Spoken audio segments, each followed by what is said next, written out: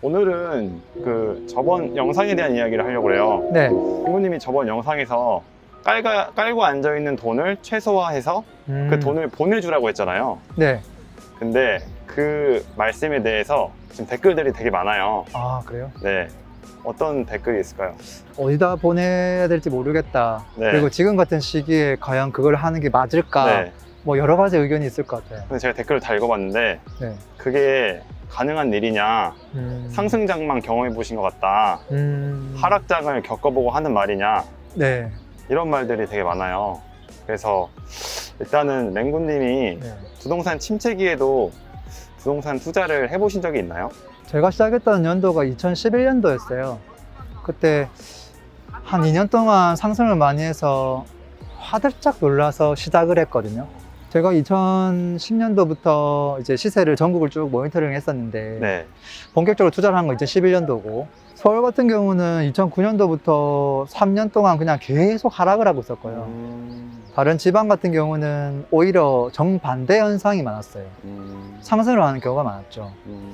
그 둘 중에 어디를 투자할까 하다가 제가 선택했던 선택지는 상승을 하고 있는 지방을 하는 게 낫겠다가 제 선택지였어요. 그 이후로 뭐 많은 일들이 있었고 많은 이제 변화가 있었는데 지방도 그 이후에 하락을 했던 지역들이 되게 많고 저는 수도권을 하고 싶었는데 계속 하락을 하니까 뭐 수도권을 못한 경우도 많고 그래서 이게 그 시점이 과연 누구를 기준으로 침체기냐 상승장이냐가 저는 다르다고 보거든요. 네. 제가 거주했던 지방에 있어서는 그 시기에는 상승장이었고 저는 하락장을 피해서 상승장 위주로 계속 움직였죠. 근데 그렇다고 해서 하락장을 다 피해갈 수는 없었어요. 왜냐하면 상승을 했다가 그 지역이 오른 만큼 다시 내린 경우도 있었고 네. 그리고 시간이 지나서 또 다시 옛날 고점을 돌파한 지역도 있고요. 어떤 지역은 하락했다가 횡보를 계속 하다가 뭐 이제 올라간 지역도 있고 어떤 지역은 이건 오르지도 않고 계속 횡보만 하다가 뒤늦게 막 엄청 오르는 지역도 있고 그걸 도형으로 그리면 겹치는 지역이 하나도 없어요. 그래서 발생할 수 있는 모든 경우의 수는 제가 다 검토했었고 네. 제가 다 투자도 했었고 네. 경험했지 않나 싶긴 해요. 상승장, 하락장은 결국 지역에 따라 바뀔 수 있다는 거네요. 오징어 게임 유행이잖아요. 네네. 부동산이 게임이라면 이거는 타이밍을 잡는 게임이 아니에요. 이게 하락장에서만 가능한 거 아니냐라는 의미는 타이밍이 제일 중요하다는 소리잖아요. 네.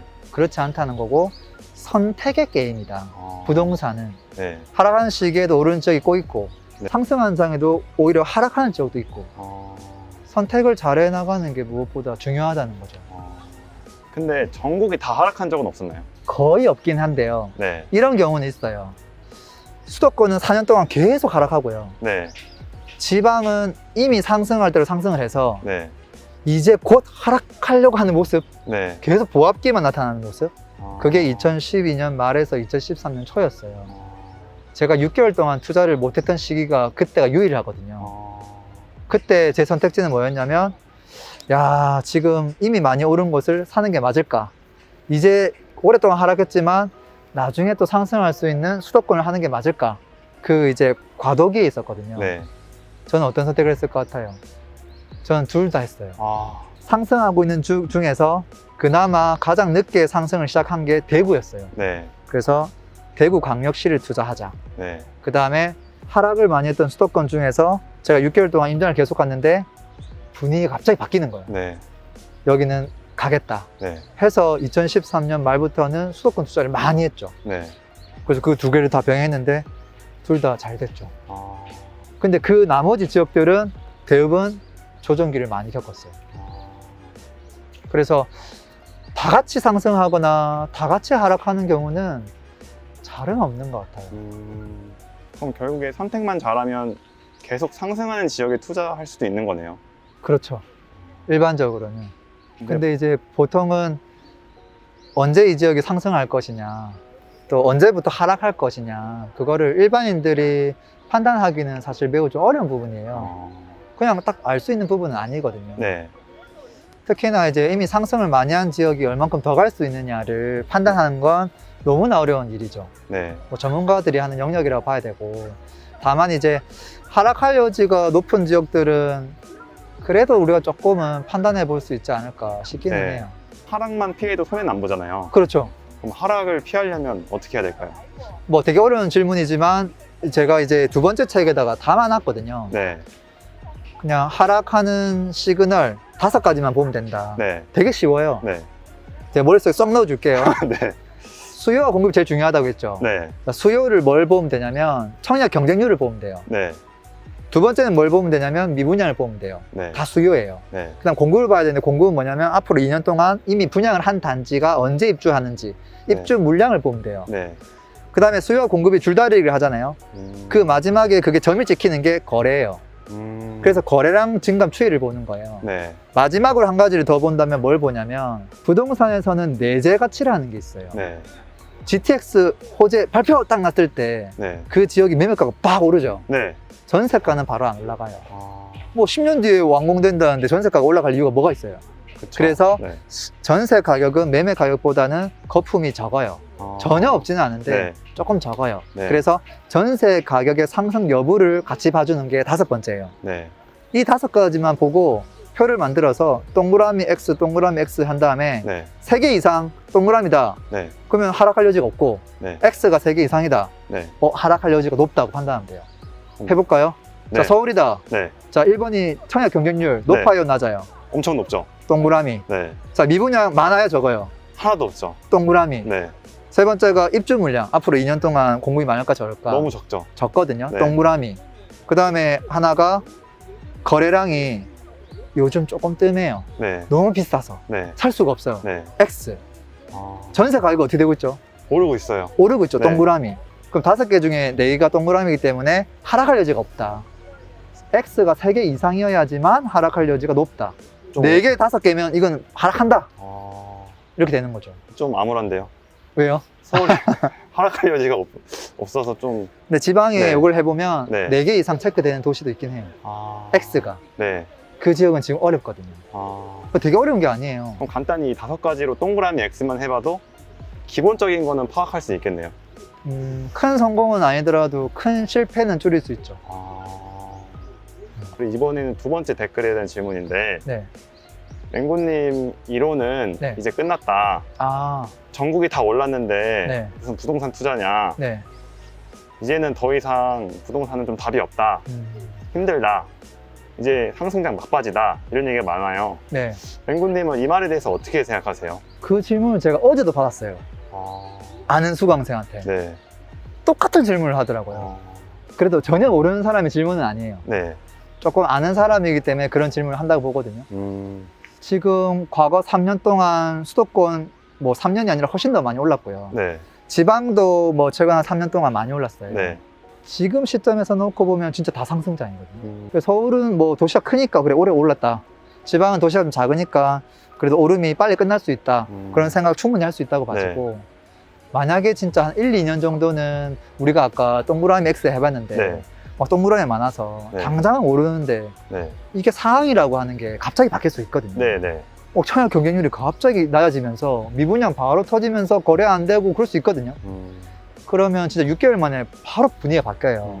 그런 지역이 전국이 절대 다수가 등장하면 우리는 어떻게 될 것인가. 네.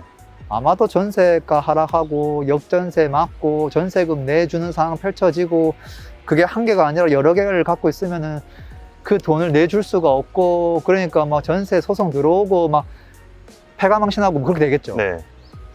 그거를 지금부터 우려하고 있는 게 아닌가 싶어요. 아, 그럴 가능성도 뭐 제로는 아닐 거라고 네, 봐요. 네. 하지만 제가 조금 뭐 희망을 좀 드린다면 네. 3가지 이야기를 드리고 싶어요. 네. 뭐냐면 첫 번째는 지금 시점에서 놓고 보면 다 상승장으로 보이지만 네. 어떤 지역은 7년 동안 올라서 지금 상승 중, 네. 어떤 곳은 3년 동안 올라서 상승 중, 네. 어떤 곳은 불과 2개월 전부터 올라서 상승 중.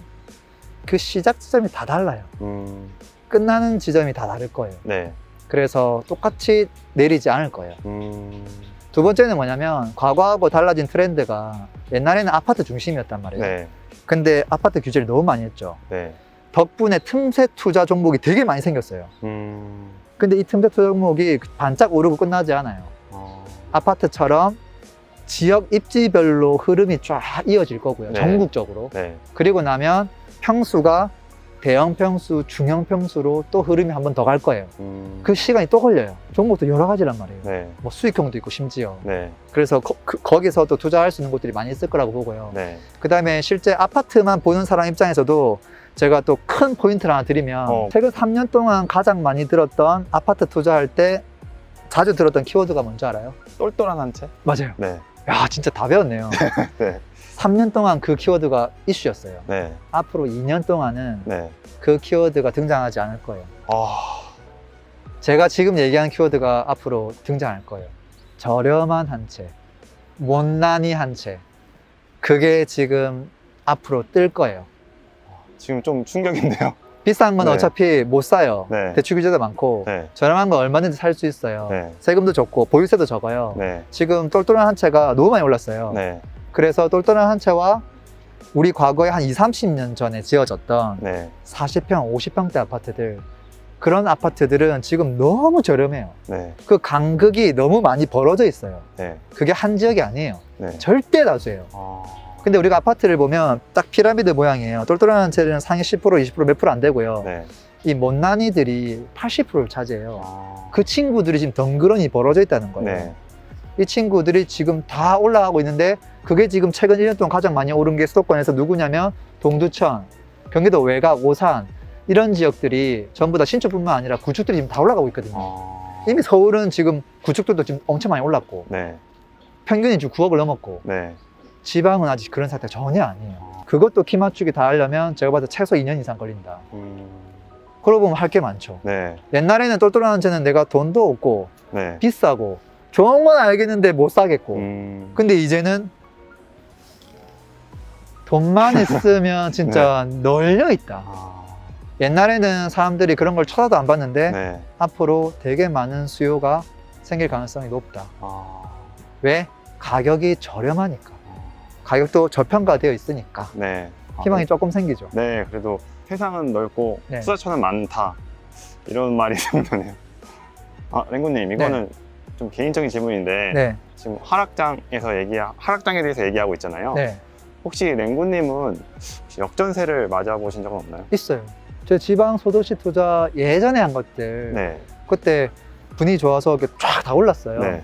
근데 제가 막 수도권 투자 열심히 한다고 지방 걸 그냥 가만히 내비둔 것들이 있단 말이에요. 네.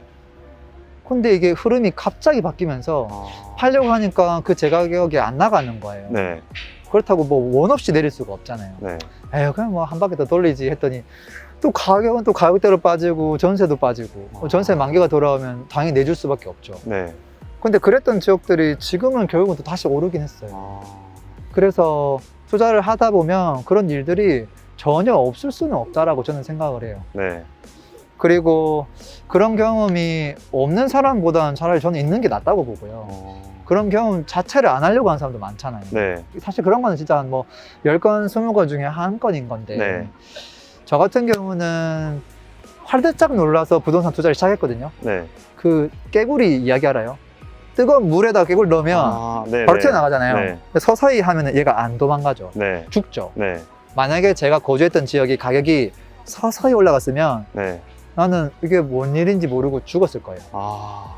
다행스럽게도 네. 제가 거주하던 지역이 2년 만에 3배가 오른 거예요. 네.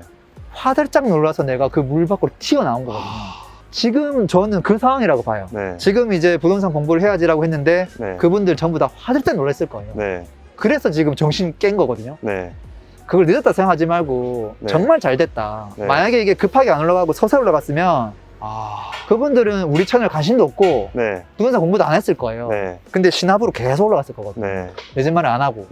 그래서 지금이 오히려 더 잘 됐다. 그냥 그렇게 생각하면 어떨까. 어차피 전국에 기회는 많으니까. 네. 그 이야기를 꼭 드리고 싶네요. 오늘도 말씀 잘 들었고요. 네. 마지막으로 화들짝 놀란 개구리들한테 응원의 메시지 한번 해주세요. 지금 이제 깨구리처럼 화들짝 놀라서 이제 나오셨을 텐데 잘 나오셨습니다. 이제 앞으로 눈을 조금 넓혀서 지금 잘 모르는 사람들은 내가 아는 만큼 판단을 하거든요. 그러니까 섣불리 판단해요. 지금 많이 올랐어? 결론 끝. 안 돼. 늦었어. 이딴 거 팔아. 이런 섣부른 결론을 내리는데 그게 아니라 조금 더 현명한 사람들은 한 번 더 들여다봐요. 그 결론을 섣불리 내지 않는다는 거예요. 분명히 더 좋은 결론이 있을 것이다 라는 마음으로 관심 있게 들여다봐야 내가 공부하게 되고 현장 가게 되고 현장에서 확인 사살하게 되거든요. 그렇게 끈을 놓지 말고 계속 공부를 좀 이어갔으면 좋겠습니다. 맹구님 오늘도 좋은 말씀 감사합니다. 네, 오늘도 행복하세요. 피스!